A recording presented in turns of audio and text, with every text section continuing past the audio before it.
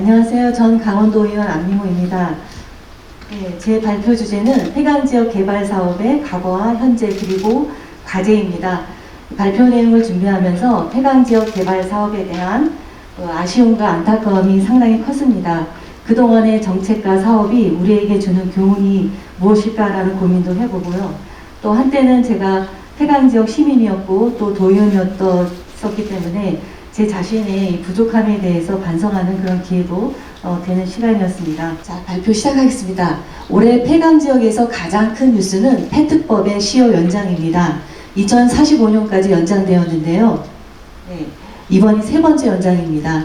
폐강지역은 제2의 도약의 발판을 마련했다면서 일제히 환영했습니다. 그러나 역으로 생각해보면 법 제정 후 25년이 지났어도 법 제정의 목적을 이루지 못했다는 이야기와 다름이 없습니다. 탄광에서 관광으로라는 탄광지역 개발 사업의 실패를 의미합니다. 인구도 급감했습니다. 사람이 떠난다는 것은 그 지역에서 더는 살기 어렵다는 방증입니다. 도시재생 뉴딜 사업은 문재인 정부의 핵심 공약입니다. 50조 원을 투입해서 전국의 낙후 지역을 재생시키겠다는 구상인데요. 이러한 정부 정책의 변화는 폐강지역 회생 정책의 변화로 이어져서 2018년에 강원 폐강지역 4개 시군이 도시재생 뉴딜 사업에 모두 선정되었습니다. 폐강지역 회생을 위한 두 번째 도전이 시작된 것입니다. 첫 번째 도전은 탄광에서 관광으로였고 두 번째 도전은 도시재생입니다. 여기서 과연 폐강지역이 도시인가라는 질문을 던져봅니다. 도시의 사전적 의미는 많은 인구가 모여 살면서 일정 지역의 정치, 경제, 문화의 중심이 되는 곳입니다. 그리고 문재인 정부의 도시재생의 핵심은 구도심을 집약적으로 정비하자는 것입니다. 자, 한번 영월군을 한번 예로 들어볼까요? 영월군의 대표적인 폐강지역은 상동읍입니다. 상동읍은 영월군 9개 읍면 중에서 인구가 가장 적은 지역이고 가장 많은 곳은 영월읍입니다. 과연 영월군이 도시일까요? 아니면 영월읍이 도시일까요? 상동읍은 도시 영월군의 구도심이라고 말할 수 있을까요? 성철경 한국개발연구원 자문위원은 최근 강원현안 대토론회에서 폐강지역은 구도심과 신도심으로 구분할 수 없는 지역이고 지역 전체가 소멸 전 단계인 쇠퇴에 진입했다고 진단했습니다. 즉 이 말은 서울 등 대도시의 구도심처럼 노후 지역의 주거 여건 개선만으로는 회생할 수 없는 지역이라는 의미입니다. 독일 노르트라인 베스트팔렌주 에센시의 졸페라인은 폐강지역 관련 각종 토론회나 포럼 등에서 자주 등장하는 단어입니다. 폐강에서 문화예술로 부활한 대표적인 성공 사례로 평가받기 때문입니다. 노르트라인 베스트팔렌주는 독일에서 인구가 가장 많은 주입니다. 무려 1,800만 명입니다. 독일의 산업혁명과 라인의 기적을 이끈 루르 공업지대가 있는 곳이자 현재도 유럽의 경제 거점입니다. 도로, 철도, 지하철 등 접근 인프라가 완벽하게 갖춰진 지역이기도 합니다. 인구 62만 명의 에센시는 루르의 중심 도시입니다. 반면 강원도 인구는 150만 명에 불과합니다. 강원 폐강지역 4개 시군의 인구는 채 20만 명도 되지 않습니다. 아니 실질적인 폐강지역의 인구는 약 7만 명 정도입니다. 산업이라든지 교통 인프라 등 다른 조건을 고려하지 않더라도 이 졸페라인 사례를 폐강지역에 비교하는 것은 분명 무리라고 생각합니다.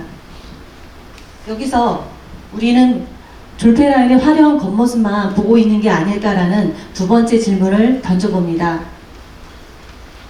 자, 이것은 에코자 시티 태백에 참여한 한국광해권력공단의 독일 SM 졸페라인 탄광재생 프로젝트라는 보고서 내용입니다.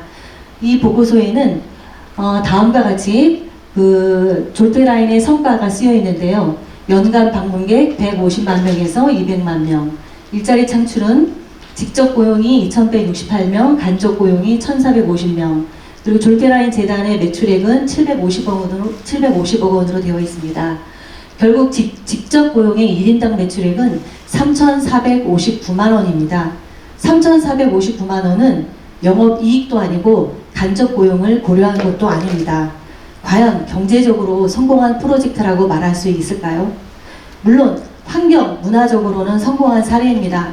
그러나 폐광지역 회생의 1차적인 목표는 무엇일까요? 바로 경제적 회복입니다.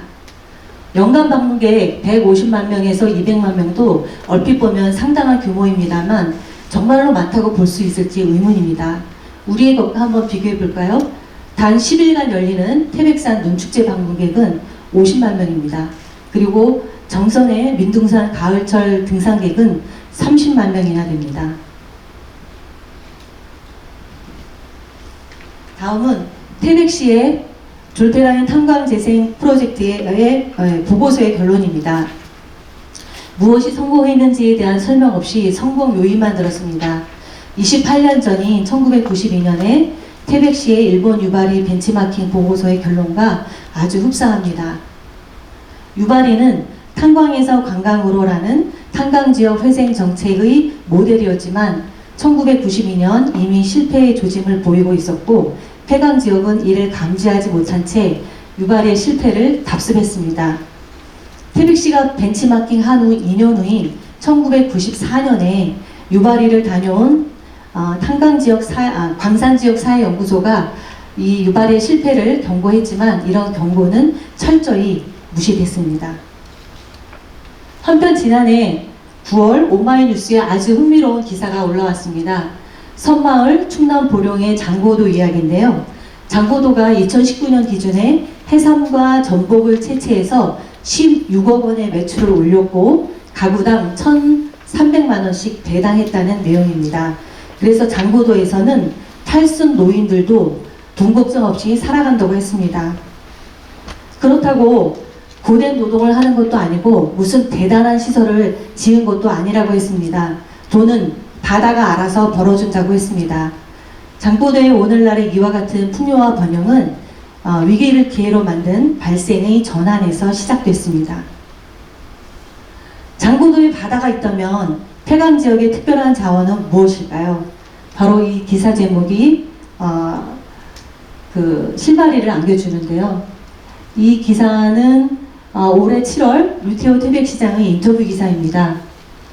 기사에서 태백시는 태백 지역의 풍력 자원의 용량은 풍력 발전의 용량은 강원도 내 1위이자 전국 기초자치단체에서 가장 큰 풍력 발전 1번지라고 설명했습니다. 또한 풍력 발전 같은 미래형 대체 산업을 키워야 할 절실함을 안고 있다고 덧붙였습니다. 기사 내용대로 태백은 풍력 발전 1번지입니다. 2002년 한국에너지기술연구원이 풍력자원조사 연구용역 보고서를 발표했는데요.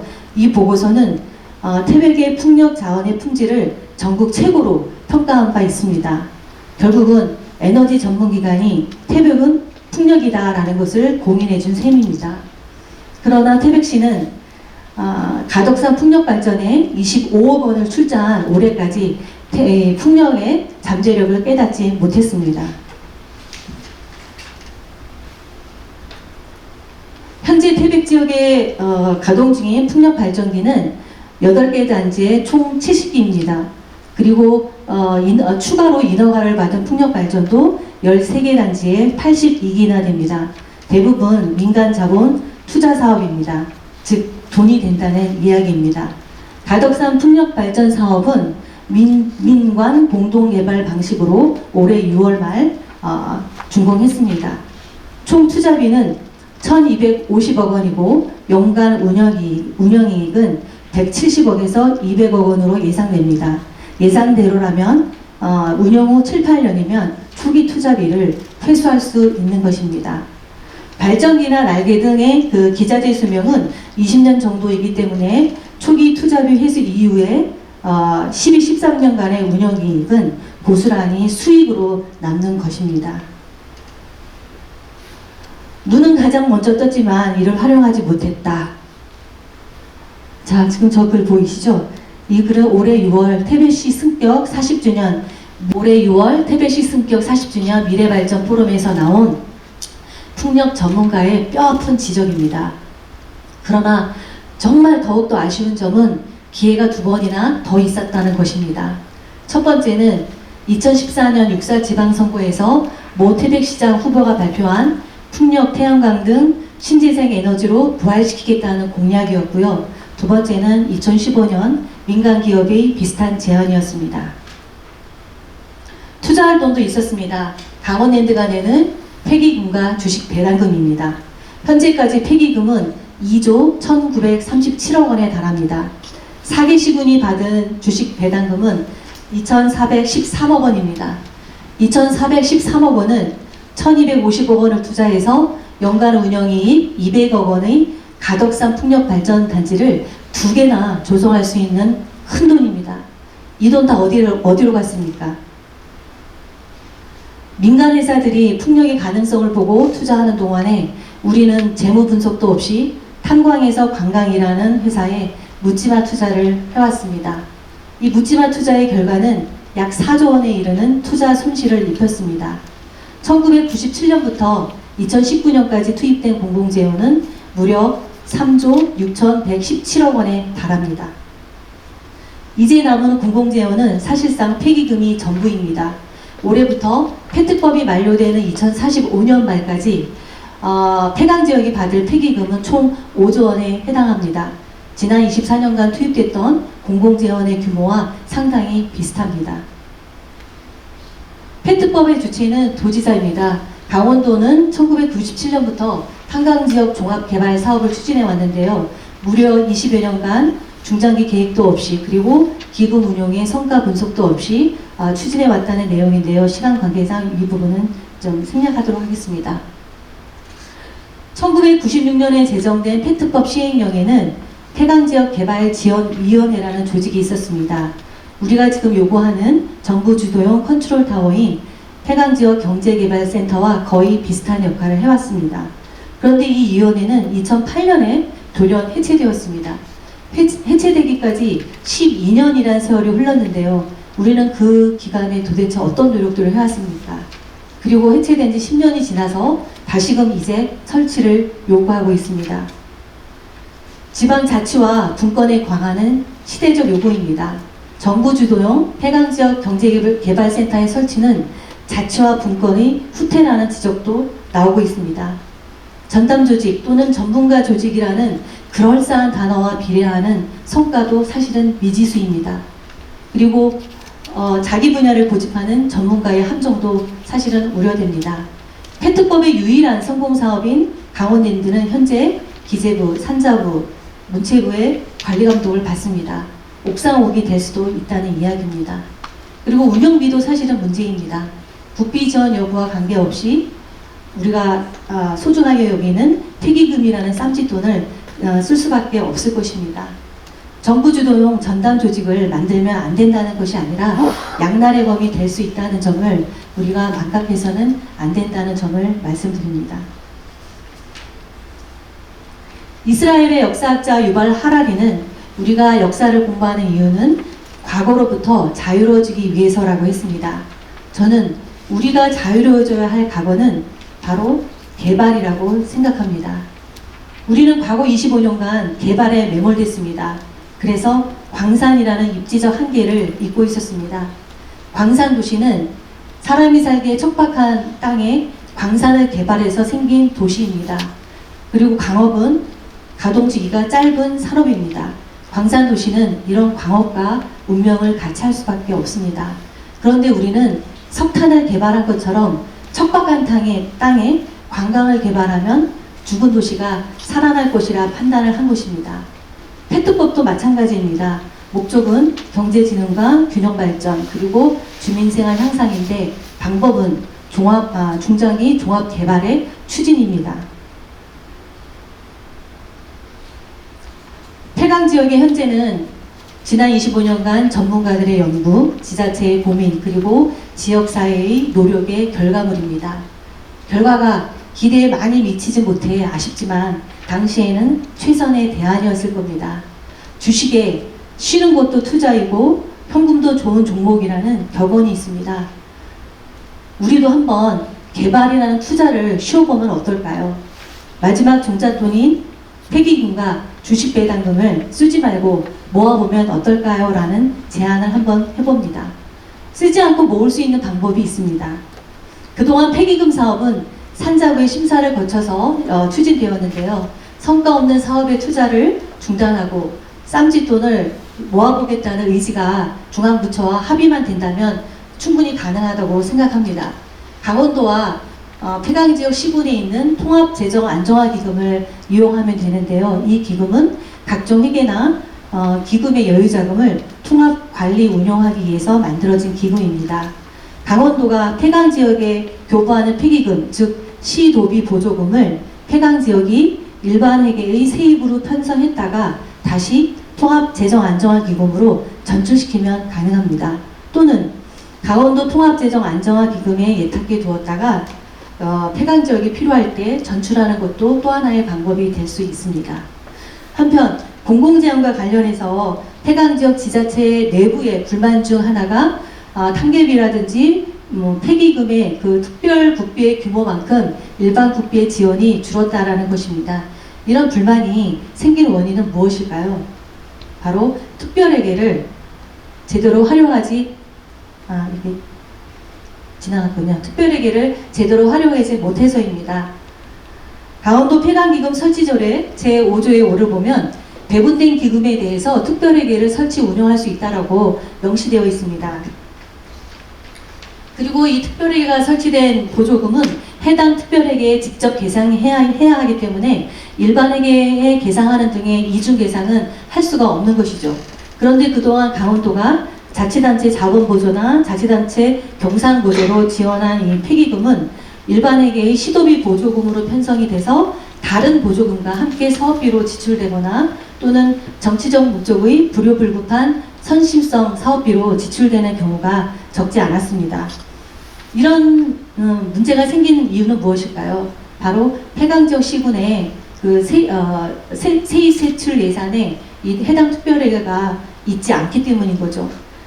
진작에 이 특별회계가 설치됐었더라면 특별국비와 일반국비의 규모를 쉽게 파악할 수 있었기 때문에 일반국비의 지원이 줄어드는 것도 막을 수 있었고 그 다음에 기금의 운용 목적의 사용도 우리가 충분히 차단할 수 있었을 것입니다.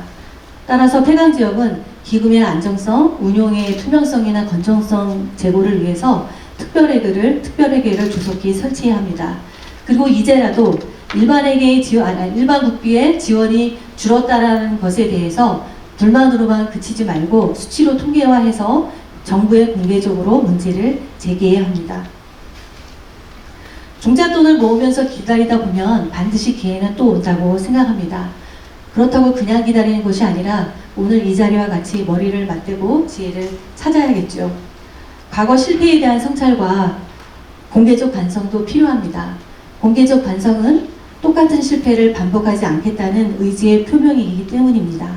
폐특법은 지역주민 우선 고용과 지역 생산품 우선 구매를 규정하고 있는데도 강원랜드 채용비리 사건이 왜 발생했는지, 그리고 지역 소상공인과 농수축산업인은 강원랜드 납품에 왜 어려움을 겪어야 하는지에 대해서 우리 모두는 반성해야 합니다. 특별법은 일반법에 우선합니다. 따라서 폐강지역 개발 지원에 관한 특별법인 폐특법은 국가계약법에 우선할 수밖에 없습니다. 공사, 용역, 물품 구매 등 그것과 관련된 입찰 특례 조항을 신설하는 등의 그 체계적인 법령 정비가 반드시 필요하다고 생각합니다. 그리고 민선 단체장들도 자신의 임기 내에 지역의 발전과 시민의 행복을 이루겠다는 욕심을 버려야 합니다. 지금의 폐강지역의 현실은 이와 같은 욕심에서 비롯된 과오이기도 하기 때문입니다. 그리고 마지막으로 폐기금이나 주식 배당금 등의 실제 주인은 우리 시민이라는 사실을 잊지 말아야 한다는 점을 강조드리면서 제 발표를 마치겠습니다. 경청해 주셔서 감사합니다.